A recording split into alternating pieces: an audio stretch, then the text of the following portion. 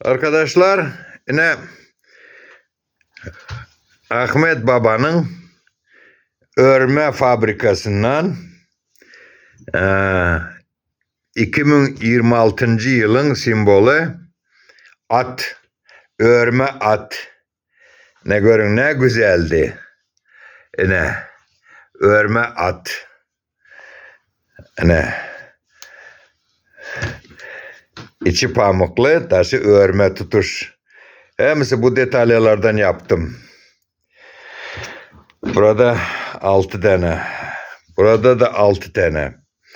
Buralara da 2 tane. O çok neme o detaylardan. Bunlar da detaylardan yapıldı. Yine kuyruklarına bakın. Ne güzel kuyrukları. Yine Ahmet Baba'nın fabrikası. Yeni yılları at yıl olacak. Ona göre simbol at. Siz de yapabiliyorsunuz. İyi akşamlar.